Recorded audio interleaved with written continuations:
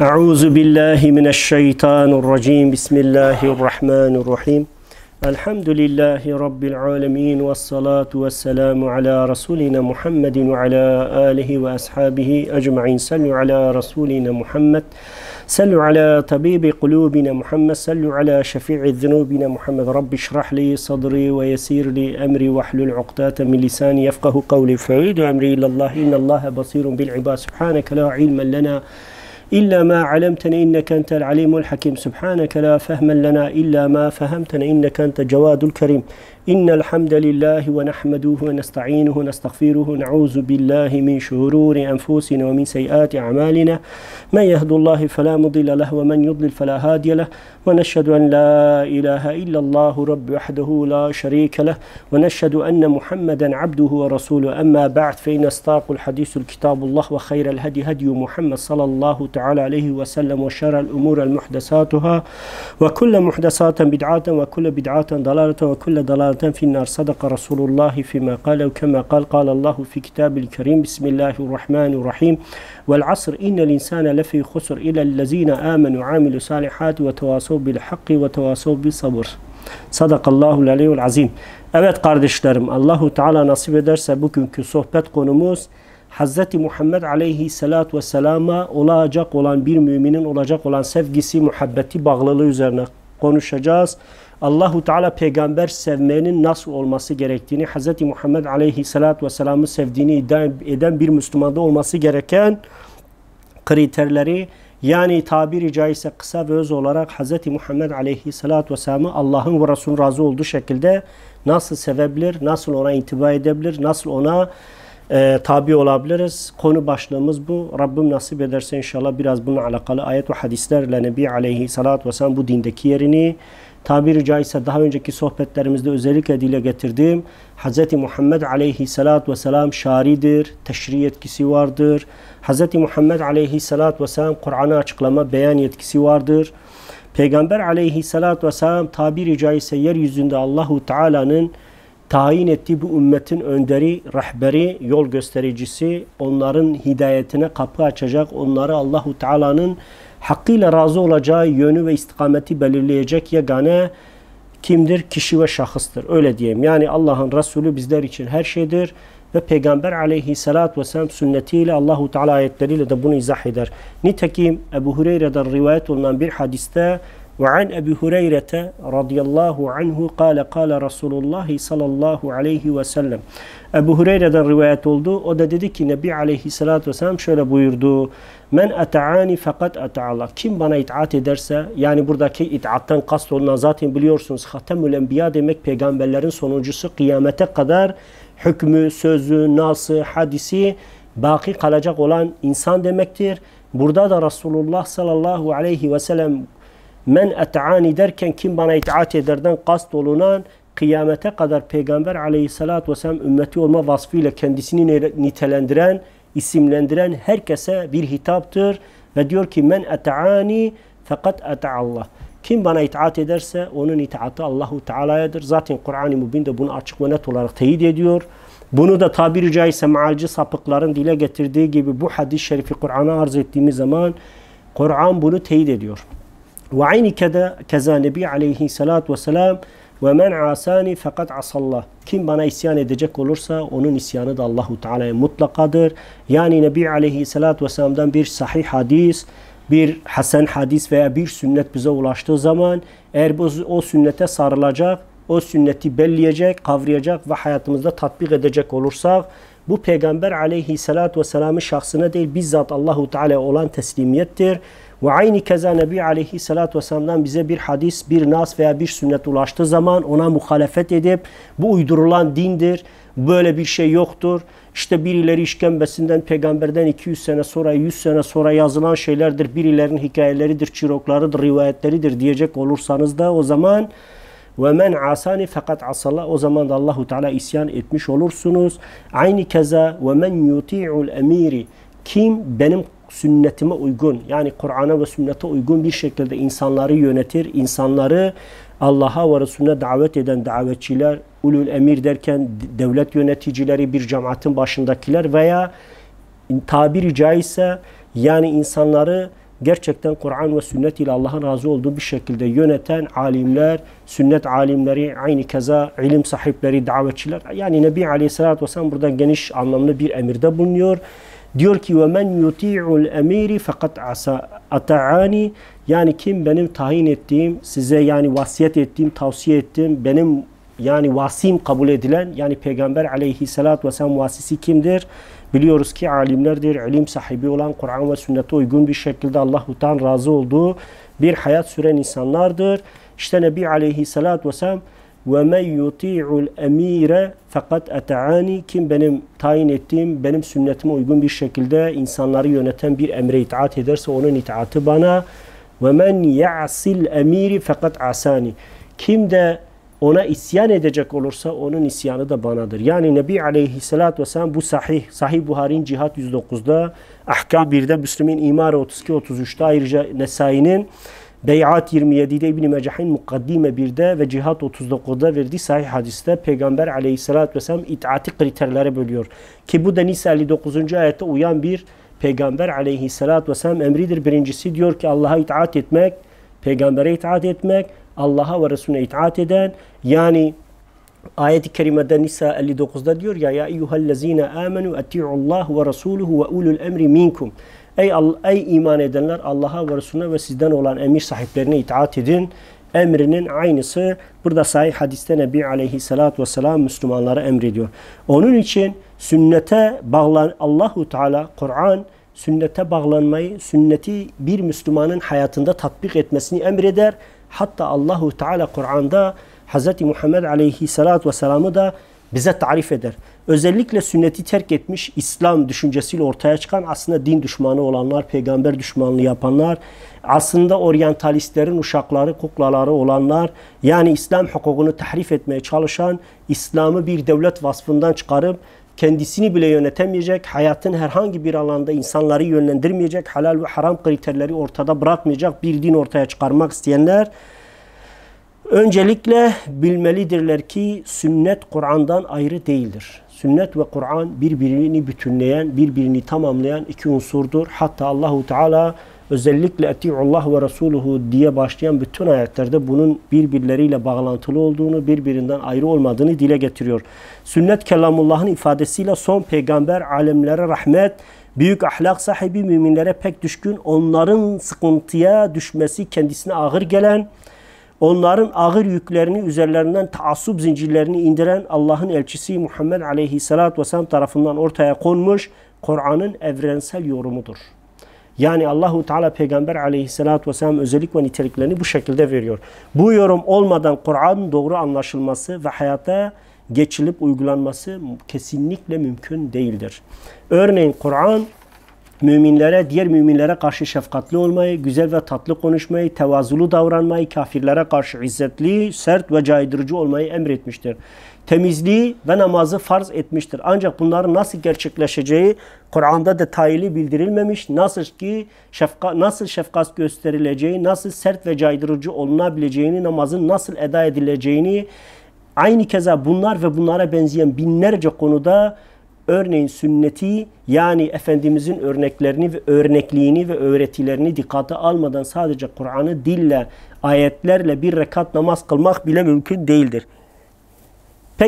Peki mümin bunları nasıl, ne ölçüye uygulayacağı, nereden öğreneceği? Elbette ki Kur'an'ın açıkça bildirmesidir. Allahu Teala Ahzab 21. ayet-i kerimede Muhammed Aleyhisselatü Vesselam'ın Allah'a ve ahiret gününe iman edenlere, özellikle iman edenler için en güzel bir örnek olduğunu, yani gerçekten bunu Kur'an-ı Mübin açık bir dille dile getiriyor. Müslümanların hayatlarında, mücadelelerinde, yaşantılarında, her şeylerinde referans almaları gereken, örnek edinmeleri gereken Peygamber Aleyhisselatü Vesselam olduğunu söylüyor.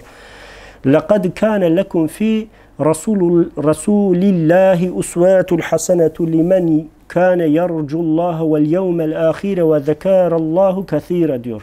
Andolsun sizin için Allah'a ve ahiret gününe umanlar, yani ahiret gününü umanlar ve Allah'ı çokça zikredenler, Rabbine bağlananlar ve Kur'an'ı gerçekten ananlar, içinde Allah'ın Resulü her konuda uyulacak en güzel ve en mükemmel bir örnek vardır diyor Allahu Teala. Huzur ve şuurla yapılan devamlı zikir ve fikir insanı örnek alınacak bir tevekkül ve teslimiyet olgunluğuna ulaştırır. Hz. Muhammed aleyhissalatü vesselam gerçekten Allah'a ve ahiret gününe iman eden ve aynı keza Allah'ı çokça zikreden, Allahu Teala'ya karşı bütün görev ve sorumluluklarını yerine getirenler için en güzel bir örnek, usvetul hasenete diyor Allahu Teala. En güzel bir örnektir. Peygamberden daha güzel bir örneğin olmadığını Kur'an-ı Mubin dile getiriyor ve bunu açık ve net olarak ortaya koyuyor. Ve Resulullah aleyhissalatü vesselam her konuda ve kıyamete kadar en güzel örnektir. Mümin Resulullah sallallahu aleyhi ve sellemin sünnetine bakar ve uygulamaları oradan alır. Nitekim sünnete bakıldığında hemen görülür ki peygamber ümmetinin her konuya öğretmiş, onları bizzat izzet ve şerefi yaraşır davranışlar göstermiştir ve bunu nice örneklerle süslemiştir. Aynı keza Ali İmran 164. ayet-i kerimede Allahu Teala şöyle buyuruyor. لَقَدْ مَنَ اللّٰهَ عَلَى الْمُؤْمِنِينَ اِذَا بَعَاثَ ف۪يهِمْ رَسُولًا مِنْ أَنْفُسِهِمْ يَتْلُوا عَلَيْهِمْ آيَاتِهِ وَيُزَكِّيهِمْ وَيُعَلِّيهِمُ الْكِتَابَ وَالْحِكْمَةَ وَاِنْ كَانُوا مِنْ قَبْلُ لَف۪ي ضَلَالًا مُب۪ينَ diyor. Andolsun ki Allah müminlere içlerinden onları kendilerinden bir peygamber göndermekle lütufta bulunmuştur diyor. Allahu Teala Hz. Muhammed aleyhissalatü vesselam'ı bu ümmet için gönderdiği için bunu bir lütuf, o müminler için bir kurtuluş vesilesi olarak dile getiriyor ki o onlara ayetleri okuyor ve onları arındırıyor ve onlara kitabı ve hikmeti, Kur'an'ı ve sünneti öğretiyor. Oysa ondan öncekiler onlar apacık bir sapıklık içinde idiler diyor. Yani Kur'an ve sünnet gelmeden önce insanların büyük bir sapıklık ve husran içerisinde olduklarını, kendi zanlarına uyduklarını, kendi hevalarına ve nefislerine göre bir din oluşturduklarını, çünkü sonuçta kendileri için örnek olabilecek usvetun hasenete, yani güzel bir örnek bulunmadığı için hevalarını, nefislerini, helal ve haramlarını kendi duygularına, kendi şehvetlerine, kendi şeylerine göre belirlediklerini açık ve net olarak dile getiriyor. Aynı keza Hz. Muhammed aleyhissalatü vesselam bu ümmetin kurtuluşu ancak Peygamber aleyhissalatü vesselam'a itaatli olacağını, peygambere bağlılıklı olacağını, Hz. Muhammed aleyhissalatü vesselam neyi emrederse ona itaat etmekle o insanların cennete gireceğini, neyi yasaklarsa Müslümanların onunla sakındıkları takdirde cehennemden azat olacaklarını haber veriyor. Ve gerçekten Peygamber aleyhissalatü vesselam'ı sevmek istiyorsak demek ki ayetlerde bildirdiği üzerine önce peygamberi örnek kabul edeceğiz. Kur'an'ın tefsiri, Kur'an'ın açıklayıcısı, Kur'an-ı Kerim'i en güzel şekilde yaşayan, tatbik eden ve gerçekten Allah'ın Resulü bir şey söylediyse semi'na ve ta'na, işittik ve itaat ettik. Hiçbir şekilde muhalefet yok.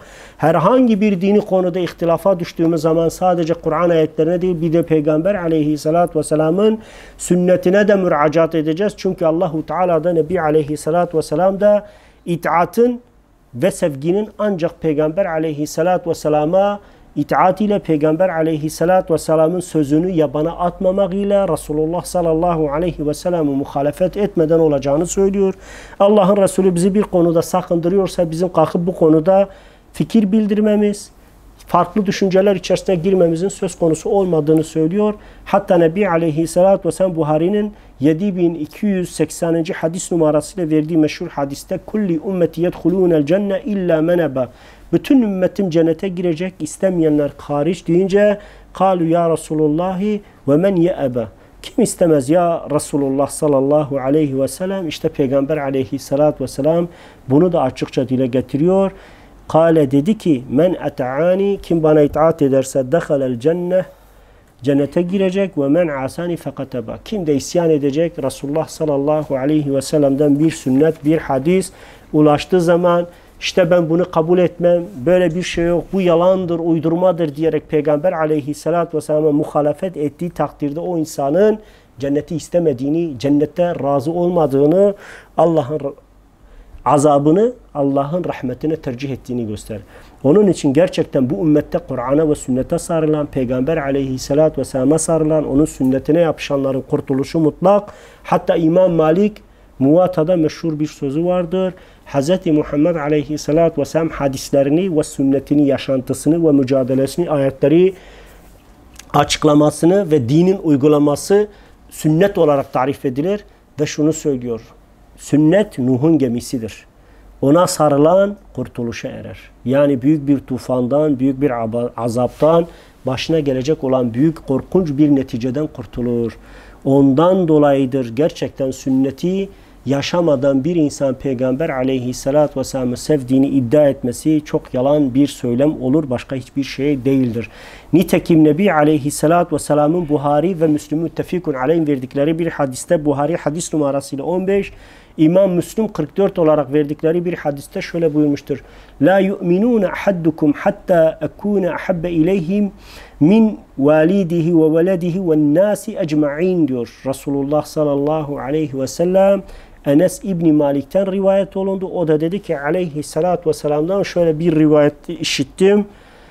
Ben birinizin babasından, evladından ve bütün insanlardan daha sevimli olmadıkça tam anlamıyla iman etmiş olamazsınız. Yani beni sevmeniz annenizden, babanızdan, makamınızdan, mülkünüzden, her şeyinizden daha evla olmazsa, daha önde olmazsa siz gerçek anlamda iman etmiş olamazsınız. Gerçekten Allahu Teala ayet-i kerimelerde de bunu açık ve mutlak olarak teyit ediyor. Ancak Peygamber aleyhissalatü vesselam hakkıyla sevilir. Peygamberin hakkıyla sevilmesi Allah'ın Resulünden bize ulaşmış, mevzu olmayan, uydurumu olmayan, yani anlıyor musunuz? Sahih hadis veya sünnetlere itibar etmek, itaat etmek, işittiği zaman işittim ve itaat ediyorum demek gerekiyor. Çünkü Nebi aleyhissalatü vesselam siz de Beni İsrail gibi olmayın. Onlar peygamberlerinden bir hadis, bir nas, bir söz ulaştığı zaman işittik ama asana, işittik ama isyan ediyoruz.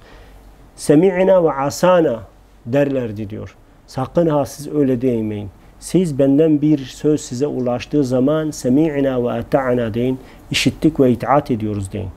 İşittik ve itaat ediyoruz deyin ki o şekilde kurtuluşa eresiniz. Nitekim Abdullah bin Haşim'den rivayet olunan Hazreti Ömer'in meşhur hadisinde Nebi aleyhissalatü vesselam ve Hazreti Ömer bir topluluğun içerisinde Peygamber aleyhissalatü vesselam'ı sevmenin nasıl olduğunu anlatan güzel bir hadis. An Abdullah İbni Hişam قال كنا مع النبي صلى الله عليه وسلم وهو أخذ بيد العمر İbni Hattab.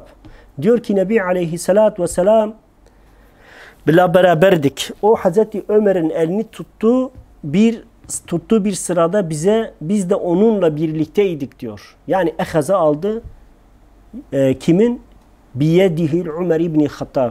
Ömer bin Hattab'ın elini tuttu. Bir ortamda idik. Fekale lehu Ömer. Hazreti Ömer dedi ki ya Resulullah ey Allah'ın Resulü le ente ahabbe ileyya min kulli şeyin illa bi nefsi. Ya Resulullah nefsimden sonra en çok seni seviyorum. Yani nefsim en çok sevdiğimdir sonra sensin diyor. Aleyhissalatü vesselam buna itiraz ediyor. Aslında böyle bir şeyin gerçek anlamda iman olmadığını, imanın nasıl olması gerektiğini Allah'ın Resulü bize anlatıyor. Günümüzde Peygamber aleyhissalatü vesselam ehli beytine tabi olduğunu söyleyen, Peygamber aleyhissalatü vesselam'ı her şeyden çok sevdiğini söyleyen, bid'atlarla, hurafelerle, Peygamber ailesine iftiralar atma yoluyla Şia bile Peygamberi sevdiğini söylüyor. Ama Nebi aleyhissalatü vesselam onların sevgisini değil, kendisinin ve Rabbinin emrettiği sevginin nasıl olduğunu anlatıyor. İşte Hazreti Ömer diyor ki, şeyin ile bir nefsihi diyor, nefsim müstesna her şeyden daha çok seni seviyorum ya Resulullah deyince, kâle nebiyyü sallallahu aleyhi ve sellem, la vellezî nefsi biyedihi hatta ekûne ahabbe ileyhi min nefsik. Ey Ömer, vallahi sen bu şekilde, bak kudretiyle diyor, nefsimi elinde tutan Allah'a yeminler olsun ki ya Ömer, sen nefsinden de daha çok sevmedikçe gerçek anlamda iman etmiş olamazsın deyince fekale lehu Ömer, bunun üzerine Hazreti Ömer şöyle dedi, feinnehu el-âne vallahi le ente ahabbe ileyhe min nefsi diyor. Vallahi şu andan itibaren seni nefsimden de daha çok seviyorum ya Resulullah deyince aleyhissalatü vesselam şöyle buyurdu. Âne ya Ömer. Şimdi oldu ey Ömer. Yani gerçek anlamda iman etmen şimdi oldu. Ne zaman? Nefsinden, canından, anandan, babandan, hayatta olan her şeyden daha çok beni sevmedikçe gerçek anlamda iman etmiş olamazsın. Gerçekten bu bizler için de geçerlidir. Biz Peygamber aleyhissalatü vesselam'ı her şeyden daha çok seversek o zaman biz gerçek anlamda iman etmiş oluruz. Ancak o iman da Peygamber'e itaat ile Peygamber aleyhissalatü vesselam'dan bize nasıl ulaştığı zaman o nasa mutlak itaat ile bunu yapabiliriz. Yoksa öyle biz Peygamber'e itiraz edeceğiz, İslam'ın hükümlerine itiraz edeceğiz. Gayri matlu vahiy ile Allahu Teala'nın direkt kendisine vahiy verdiği ve aynı keza Allah'ın ve gönderdiği vahiy meleklerinin terbiyesinde ve edebinde yetiştirilen, gerçekten annesiz, babasız, neredeyse dedesiz büyütülen Hz. Muhammed Aleyhisselatü Vesselam gibi yaşayan Kur'an bir insanın yaşayan bir Kur'an vasfını, ahlakını, karakterini bürünmüş ve usvetul hasene dediğimiz en güzel bir örnek. Yani tabiri caizse onun bir benzeri olmayan, ona bedel hiçbir kimsenin ona rakip olamayacağı vasıf ve niteliklere sahip bir peygamberi bırakıp kendi havamıza göre Allah'ın dinine hüküm verdiğimiz zaman biz peygamberi sevdiğimizi söylememiz bile bir yalandan başka bir şey değildir. Onun için hadis numarası 6257 Buhari'de geçtiği üzerine Müslüm'de de buna benzeyen farklı senetler var. Nebi Aleyhisselatü Vesselam Hazreti Ömer'e diyor ki sen beni anandan, babandan, canından, her şeyden daha çok sevmedikçe gerçek anlamda iman edemezsin. Demek ki peygamber sevgisi her şeyden evla olmalıdır. Hayatın her alanında her şeyin önünde olmalıdır. Peygamberin namusu bizim namusumuz. Peygamber aleyhissalatü vesselam her şey bizimkidir. Hatta bizimkimizden evla olmalıdır. Bizimkimizden daha önde olmalıdır. Bunu unutmamak lazım. Nitekim Nisa 80. ayet-i kerimede men yuti'ur rasul fakat ata'allah ve men tevella fema erselnake aleyhim hafiza. Kim Resul'e itaat ederse, kim Peygamber aleyhissalatü vesselam'a itaat ederse gerçekten Allah'a itaat etmiş olur. Hazreti Peygamber hem tebliğ hem teşri, hüküm belirleme ile görevli ve yetkilidir. Allahu Teala ya Muhammed biz seni onların üzerine koruyucu özelliğiyle göndermedik. Örnek olma vasfı yanında ikinci bir vasfı hüküm koyucu özelliğinden de kaynaklanmakta olduğunu ayet söylüyor. Yani Nebi Aleyhisselatü Vesselam'ın insanlar üzerine muhafız olmadığını ama aynı keza Resul'e itaat kavramı üzerinde önemli durulmaktadır. Ayet-i kerimelerde bu sıkça dile getirilir. Aslında Peygamber Aleyhisselatü Vesselam hüküm koyması süm'aşa, nefsinden, hevasından hüküm koyması anlamına gelmesin. Biz İmam Şafii, İmam Ebu Hanife, Ahmed bin Hanbel ve İmam Malik gibi ulemanın, sahabenin görüşlerini alırız. Onlar derler ki Hz. Muhammed Aleyhisselatü Vesselam'a sadece Kur'an ile vahiy gelmemiştir. Allahu Teala gizli telkin, gizli vahiy usulü yoluyla istiyorsanız Cibril-i Emin, istiyorsanız ilham, istiyorsanız da yani Cibril-i Emin'i Kur'an dışında hükümler ve meseleleri izah yoluyla da ne yapmıştır? Ona hükümler göndermiş, emirler vermiş ve bu konuda da Peygamber aleyhissalatü vesselama tabiri caizse sadece Kur'an'la değil Kur'an'ın dışında da vahiy indiği için Allahu Teala hüküm koyucu özelliğini de ona nitelendirmiş ki Peygamber'e insanlar itaat etsin. Çünkü Peygamber'e itaatın mutlak Allahu Teala itaat olduğunu ayeti kerime Nisa 80 net ve mutlak söylüyor. Yani Peygamber aleyhissalatü vesselama İtaat etmek Allahu Teala'ya mutlak itaattır. Peygambere itiraz Allah'a itirazdır. Peygambere isyan Allah'a isyandır. Bir adam akşama kadar biz uydurulan dine değiliz, biz vahiy dinine tabiiz deyip de peygamberi inkar ettiği zaman direktmen vahiyde inkar etmiş. Allahu Teala'nın gazabını, öfkesini, Allahu Teala'nın gerçekten yani lanetini kazanmış olur. Onun için Allahu Teala Fetih Suresi 8 ve 10. ayet-i kerimelerde Hz. Muhammed Aleyhisselatü Vesselam bazı nitelik ve özelliklerini veriyor. İnne erselnâke şahîde ve mübeşşîre ve nezîre diyor. Ey Resulüm kesinlikle biz seni sadece şahit, müjdeleyici ve inzar, ikaz ve irşad edici olarak göndermişizdir diyor 1. ayet-i kerimede. Yani Fetih Suresi 8'de. Sonra 9'da ise Hz. Muhammed Aleyhisselatü Vesselam'ın gerçekten mümin olan, Allah'a ve ahiret gününe iman edenlere şu telkinde de vuruyor. لِتُؤْمِنُونَ بِاللّٰهِ وَرَسُولِهِ وَتُعَزِّرُوهُ وَتُوَقِّرُوهُ وَتُسَبِّحُوهُ بُكْرَةً وَسِيلًا diyor. Ki ey kullarım bu vesile ile biz Allah'a ve Resulüne iman etmeniz, onu savunup desteklemeniz, onu içtenlikle saygı göstermeniz, dinine ve davasına yardım etmeniz ve sabah akşam her yerde ve her halde onu hatırlayıp tezbihle yüceltmeniz ve onun emir ve hükümlerine göre hayat sürüp huzura ermeniz içindir diyor.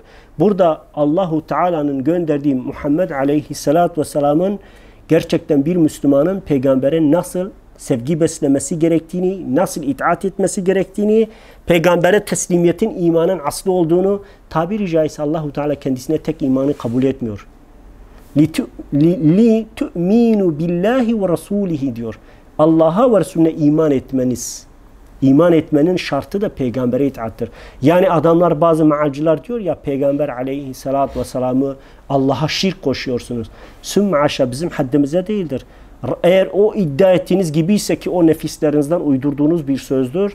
Ama burada Allahu Teala Fetih 9'da yani لِتُؤْمِنُوا بِاللّٰهِ وَرَسُولِهِ وَتُعَزِّرُوهُ وَتُوَقِّرُوهُ وَتُسَبِّحُوهُ بُكْرَةً vesile derken kendisi de Peygamber aleyhissalatü vesselama iman edilmeden Allah'a iman olmayacağını, peygambere sevgi beslenmeden, ona saygı duyulmadan, ona itaat edilmeden gerçek anlamda insanın mümin olamayacağını söylüyor.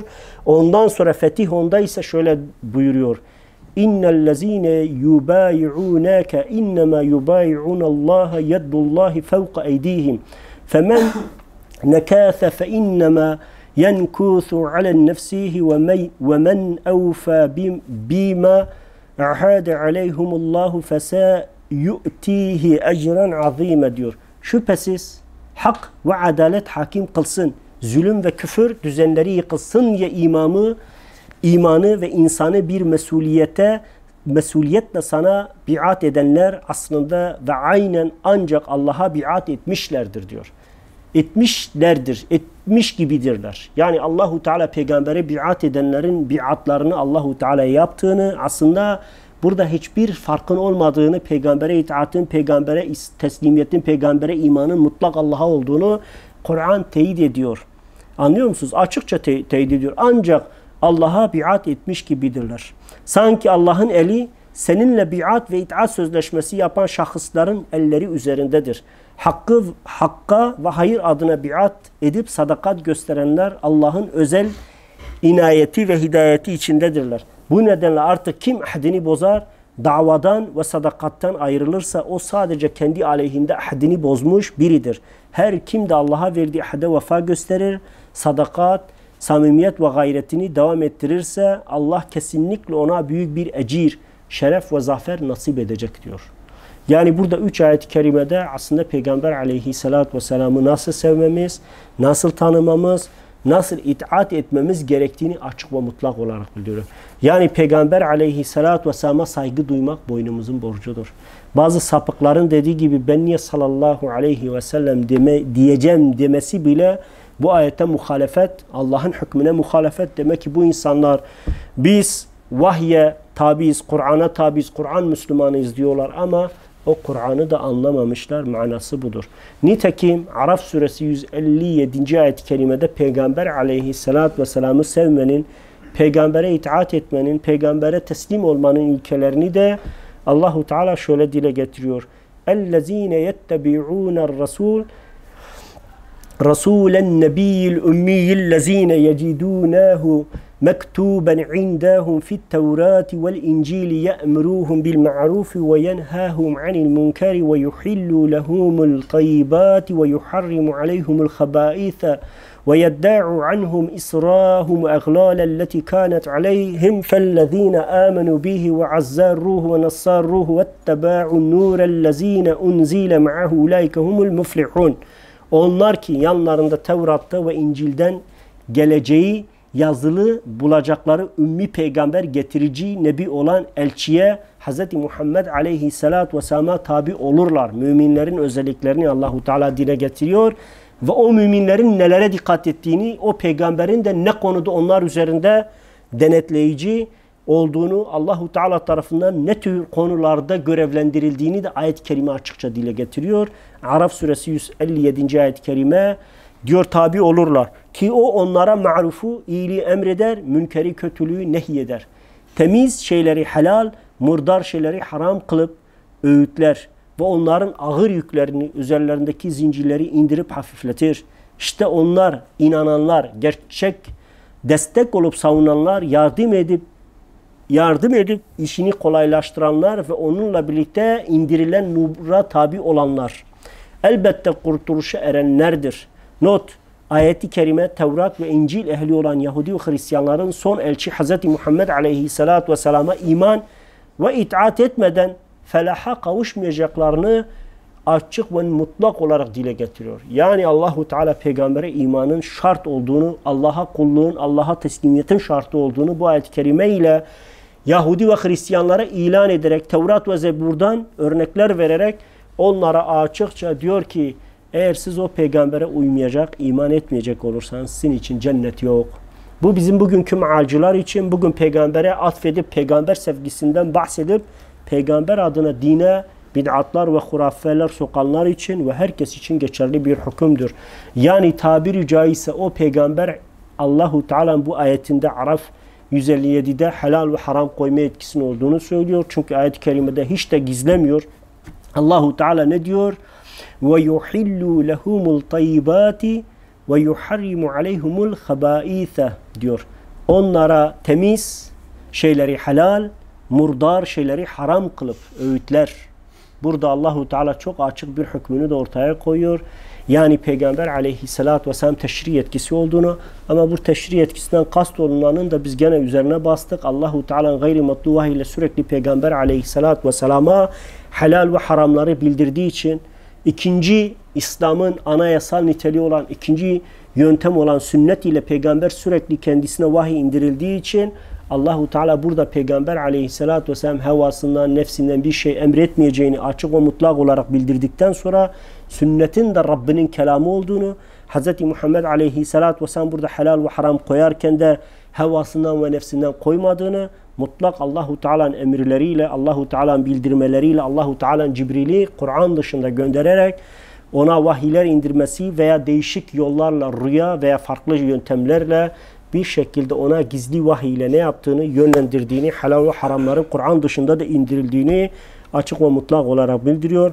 Nitekim bu ayetin Araf suresi 157. ayetin teyidi olarak da وَمَا أَتَاكُمُ الرَّسُولُ فَخُذُوهُ وَمَا نَهَاكُمْ عَنْهُ فَانْتَهُ وَتَقُّ اللّٰهِ اِنَّ اللّٰهَ شَد۪يدُ الْعِقَابِ ayetinde de o peygamber size neyi helal kılarsa onu helal bilin, neyi haram kılarsa onu haram bilin ve Allah'tan korkun. Çünkü Allahu Teala'nın azabı çok şiddetli olduğunu ayet-i kerime açık ve net olarak bildiriyor. Eğer biz Peygamber aleyhissalatü vesselam'a inanıyorsak, Peygamber aleyhissalatü vesselam'a sevgi besliyorsak, bizim kriterlerimiz ve ilkemiz, peygamber sevgimiz bu olmalıdır. Yani mutlak peygambere itaat etmek, Peygamber aleyhissalatü vesselam'ı usvetel hasenete dediğimiz en güzel bir örnek bilmek, Peygamber aleyhissalatü vesselam Kur'an'ı açıklayan, beyan eden, tefsir eden, tafsilatıyla hükümleri ortaya koyan yegane şari olduğuna hükmetmek. Çünkü Allahu Teala bu hukuku açıklayacak, bu hukuku net ortaya koyacak, yaşantısı ve mücadelesiyle, sünnetiyle, siretiyle ortaya koyacak olan tek örneği Muhammed Aleyhisselatü Vesselam olduğunu söylüyor. Ve Peygamber Aleyhisselatü Vesselam yorumlaması dışında bir yorumlamanın olmadığını söylüyor. Tabiri caizse Allahu Teala Kur'an'ı teşri şarilik hükmünü burada sadece Muhammed Aleyhisselatü Vesselam'a verdiğini, onun dışında kimsenin Allah'ın ayetlerini nefislerine göre yorumlayamayacağını, yorumlayanın da cehennemlik olacağını Hz. Muhammed Aleyhisselatü Vesselam bildiriyor. Yani bugünkü bir takım sapıkların, sapkınların işte Kur'an bize yeter derken bile Kur'an'ı açıklama ihtiyacı duymaları, Peygamber Aleyhisselatü Vesselam'a iman etmeyip, peygambere itaat etmeyip, peygambere saygı duymayıp, peygamberi usvetul hasene olarak görmeyip, güzel bir örnek görmeyip, sadece onu postacı, vasıfsız, sıradan bir memur gibi böyle tarif etmeleri bile onların aslında ne Allah'a, ne Resulüne, ne Kur'an'a ve hiçbir şey iman etmediğini, Allahu Teala razı olduğu bir imanın değil, hevalarının, nefislerinin, egolarının dinini yaşadıklarının açık bir örneğidir. Nitekim Nisa 59'da da Allahu Teala bu ayetleri, daha önceki ayetleri teyit ediyor. Ya eyyühellezine amenu eti'ullaha ve eti'ur rasul ve ulul emri minkum fe in tenezza'tum fi şey'in furudduhu ilallahi ve rasulihi diyor. Bu kadar basit. Ey iman edenler, Allah'a ve onun Resulüne itaat edin. Kur'an'a uyun, peygamberin sünnetine tabi olun ve sizden olan ulul emir, İnandığınız gibi hak ve hayrı üzere sizi yöneten gerçek ilim ve içtihat ehline de itaat edin. Eğer herhangi bir hususta anlaşmazlığa düşecek olursanız Onu hemen Allah'a ve Resulüne götürün. Bak dikkat ederseniz Allahu Teala her ihtilafın çözümünün Allah ve Resulü, Kur'an ve sünnet olduğunu açık ve net olarak dile getiriyor. Ona arz edin. Bunlara göre hüküm verin diyor. Yani kısa ve net olarak. Nisa 59. ayet-i kerime muhkem bir ayet ve hiçbir şekilde ihtilaf ortaya koymayacak şekilde mutlak bir hükmü veren bir ayet-i kerimede Allahu Teala Peygamber aleyhissalatü vesselam gerçek anlamda sevilebilmesi için bu kriterlerle peygambere iman etmek, bu kriterlerle peygambere itaat etmek ve Peygamber aleyhissalatü vesselam'ın hayatın her alanında bir rehber, bir örnek, en güzel bir numune olarak görmek ve ona göre hareket etmek. Nitekim Allahu Teala Nisa 65'te de Peygamber aleyhissalatü vesselam'ı sevmenin, ona itaat etmenin, ona tabi olmanın başka bir özelliğini de anlatıyor. فَلَا وَرَبُّكَ لَا يُؤْمِنُونَ حَتَّى يُحَكِّمُوكَ فِي مَا شَجَرَ بَيْنَهُمْ ثُمَّ لَا يَجِدُوا فِي أَنْفُسِهِمْ حَرَجًا مِمَا قَضَيْتَ وَيُسَلِّمُوا تَسْلِيمًا diyor. Ey Nebim, yok onlar zannettiği gibi değil. Senin Rabbine andolsun ki aralarında çekiştikleri, ihtilafa düştükleri şeylerde seni hakem, hükmeden, anlıyor musun? Hakem, hükmeden, teşri, şarilik yetkisini Allahu Teala burada da Nebi Aleyhisselatü Vesselam'a vermiş. Çünkü Allahu Teala her şekilde vahiy indiriyor. Her yaşanan, zaten aslında Kur'an-ı Kerim'e baktığınız zaman Peygamber Aleyhisselatü Vesselam yaşadığı süreç içerisinde karşılaştığı problemlere mukabilen ayetler teker teker nazil olmuş, inmiş. Yani Kur'an ve sünnetin muazzam bir bağlayıcılığı, birbiriyle içtenliği vardır. Yani bir insan kalkıp sünneti ayetten, ayeti de sünnetten ayıramaz. Ayırdığı zaman sapıklaşır, nefsine, egosuna, hevasına uygun kendince bir uyduruk din çıkarmış olur. Onun için seni hakem kılıp hüküm veren, teşri veya şarilik, yani kanunu koyan, hükmü ortaya koyan kılıp sonra senin verdiğin hükme hem de içlerinde hiçbir sıkıntı ve gizli bir itiraz duymaksızın tam bir teslimiyetle teslim olmadıkça onlar hakkıyla iman etmiş olamazlar diyor. Demek ki peygambere iman, peygambere sevginin kriteri budur. Biz bazen sünnetle karşılaşıyoruz. Bir hadis-i şerif veriyoruz. Adamın inandığı değerlere zıt, kendi nefsine, egosuna göre oluşturduğu dine zıt. Hemen sünnete itiraz ediyor. İşte bak Allahu Teala burada açıkça o insanların iman etmediğini söylüyor. Ama insanlar gerçekten insanoğlu taassup zincirlerine büründüğü zaman nefsini tabiri caizse Allah'ın hükmünü kendi nefsine arz edip kendi hevasını, egosuna arz ettiği zaman ne olacaktır? İşte bu şekilde dinden kopmuş, Allah'ın imanlarını kabul etmediği, belki lef-i mahfuzda cehennemlikler listesine kaydettiği kimseler haline gelirler. Nitekim Ahzab 36'da da Allahu Teala bu konuda açıkça sünnetin ne kadar bağlayıcı olduğunu dile getiriyor ve şöyle buyuruyor: وَمَا كَانَ لِلْمُؤْمِنَ وَالْمُؤْمِنَاتِ إِذَا قَضَى اللّٰهُ وَرَسُولُهُ أَمْرًا اَنْ يَكُونَ لَهُمُ الْخِيَارَاتُ مِنْ أَمْرِهِمْ وَمَنْ يَعْصِ اللّٰهَ وَرَسُولُهُ فَقَدْ ضَلَّ ضَلَالًا مُب۪ينًا diyor. Allah ve Resulü bir işe hükmetti, bir konuda karar verdiği zaman mümin bir erkek ve kadın, mümin bir kadın için artık o işte kendi isteklerine ve hevalarına ve beklentilerine göre başka görüşleri seçme, tercih etme hakları yoktur. Allahu Teala iman ve sevginin kriteri olarak bunu veriyor. Kim Allah ve Resulüne isyan ederse, kim Kur'an'a ve sünnete isyan ederse, tabir caizse ayet ve hadisleri açık hükümlerini çiğner ve kendi keyfine göre tevil edip tersine çevirirse işte gerçekten apacık bir sapıklığa düşmüş olurlar diyor ayet-i kerime. Bu da Ahzab suresi 36. ayet-i kerime. Bu da nedir? Açık ve net olarak Allahu Teala gerçekten Peygamber aleyhissalatü vesselama imanın ve sevginin kriterleri olarak veriyor. Nitekim başka bir ayet-i kerimede Nisa 115. ayet-i kerimede de Allahu Teala şöyle buyuruyor: وَمَنْ يُشَقِّقُ الرَّسُولَ مِنْ بَعْدِ مَا تَبَيَّنَّ لَهُ الْهُدَّ وَيُتَّبِّعُ غَيْرُ سَب۪يلِ الْمُؤْمِنِينَ نُوَلِّيهِ وَمَا تَوَلَّى وَنُّصْلِيهُ جَهَنَّمُ وَسَّتْ مَصِيرًا diyor. Her kim kendisine doğru yol apacık belli olduktan, hidayet ve hakikat bilip tanıdıktan, hakkı batılın farkını ve şuuruna vardıktan sonra dünyalık makam ve menfaat hırsıyla elçiye muhalefet edip, Peygamber aleyhissalatü vesselam'a muhalefet edip, hakkı ve hayırlı hareketten ayrılır ve müminlerin yolundan başka bir yola, yani bugünkü Siyonist ittifaklar dediğimiz, Haçlı ittifakları, şeytani kurumlar, yapılar ve İslam ümmeti içerisindeki hizb-u şeytanlar, İslam'ı sapıttıranlar, İslam'ı tahrif edenler, bid'atlar ve hurafelerle dini yıkanlara uyarsa, Onu döndüğü ortam ve ortalıkta bırakırız. Ve bu hıyanet ve hareketinden dolayı tekrar hakka ve hidayet yoluna dönmesine fırsat tanımayız.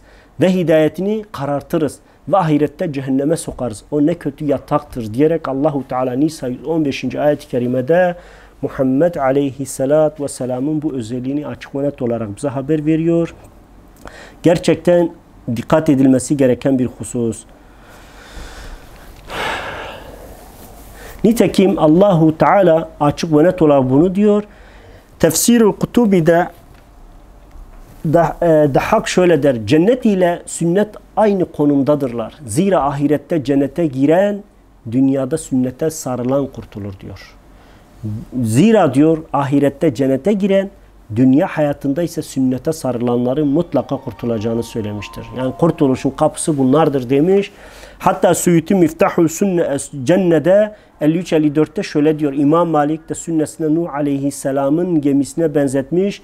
Kim ona binerse kurtulur, kim binmezse mutlak boğulur. Neyde boğulur? Bid'atların, fesatların, ifsatların içerisinde boğulur. Haktan gayrı bir yola sapmış olur demiş. Sünnet o denli büyük bir kurtuluş yoludur ki Kur'an Resulullah Aleyhisselatü Vesselam'ın emir ve yasaklarını hayat verecek şeyler olarak tanımlamıştır. Hiçbir gerçekten dikkat edecek olursanız Ya eyyühellezine amenu istecibu lillahi ve rasulihi izâ da'akum lima yuhyikum ve'alemu ennallâhe yehullu beyne emri ve kalbihi ve ennehu ileyhi tuhşarun diyor. Ey iman edenler, sizi hayat verecek şeylere sizi çağırdığı zaman Allah ve Resulüne icabet edin. Emirlerine uymalısınız. Ve bilin ki muhakkak Allah kişiyle kalbin arasına girer. Bak burada bir tehdit var. Çok bu ayette dikkat edin. Allah kişiyle kalbinin arasına girer.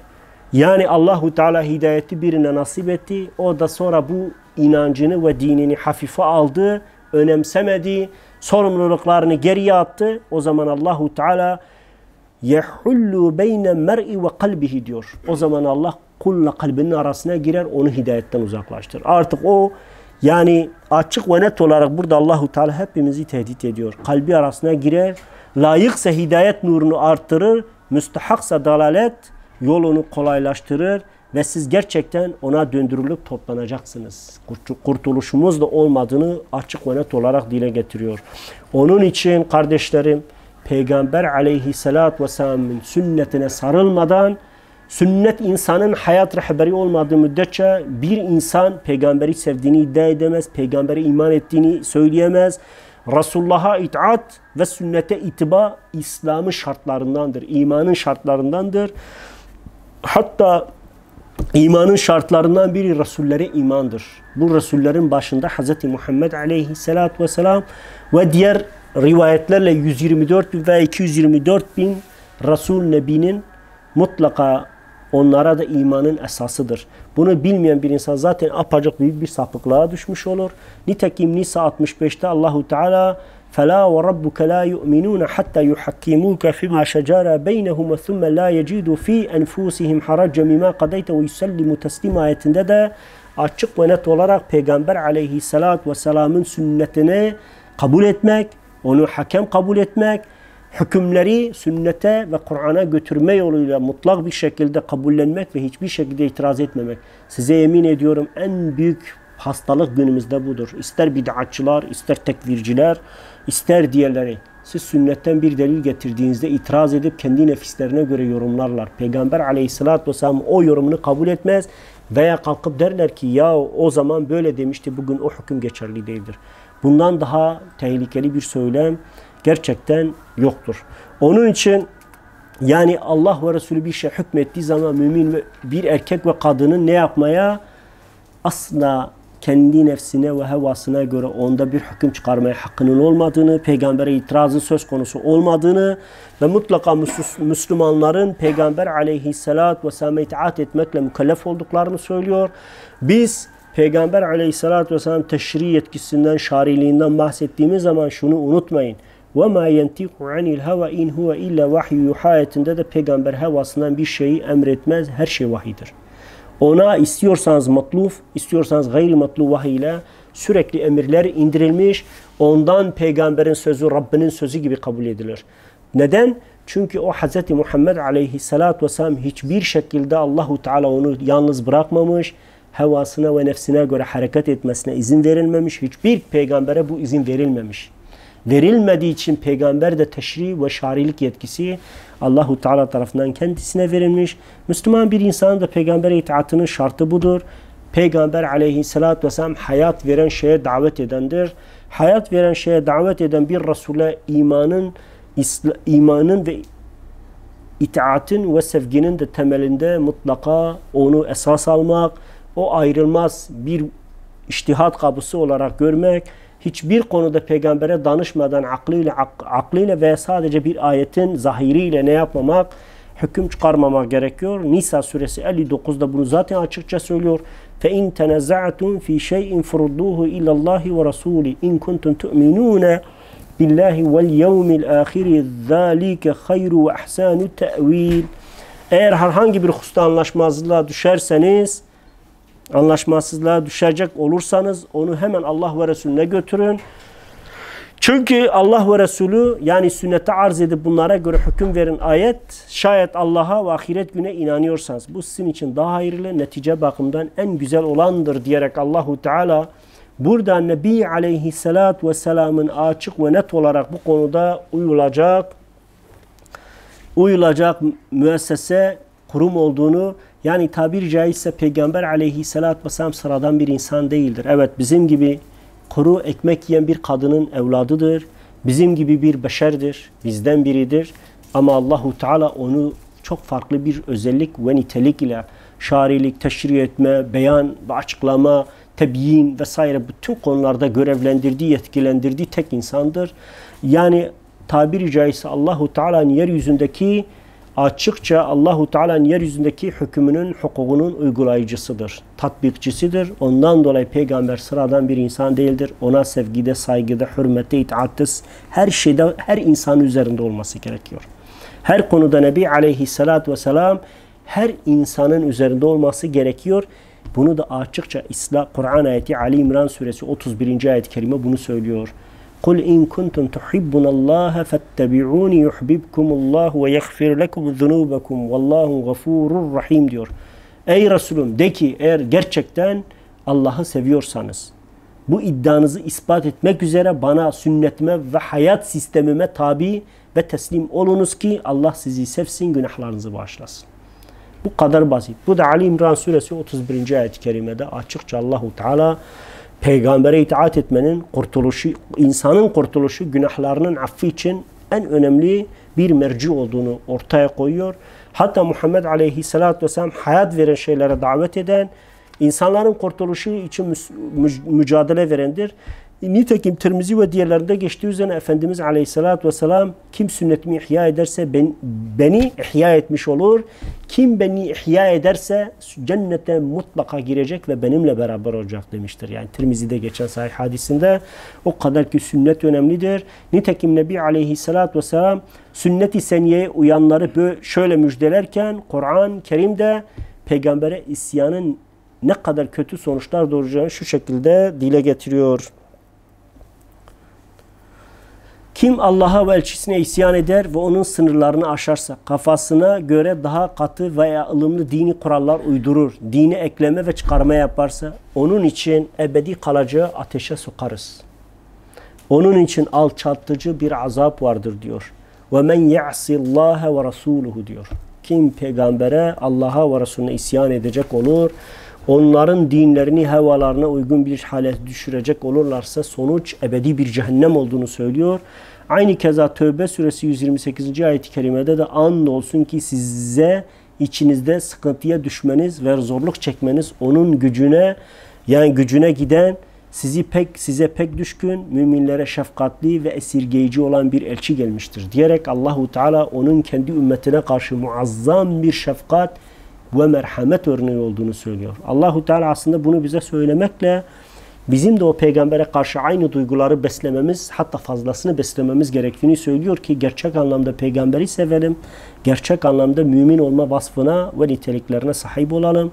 Onun için gerçekten ben işin kısa ve özü şöyle diyeyim. Muhammed aleyhissalatu vesselam'ı sevmenin birinci ilkesi peygambere itaat, sünnetini esas almak, siretini ve yaşantısını ve mücadelesini, Kur'an'ı tabiri caizse onu Kur'an'la beraber eşit şekilde ikisini birbirinden ayırt etmeksizin ikisine müracaat yoluyla itaat ederek kişiyi peygamberi gerçek anlamda sever.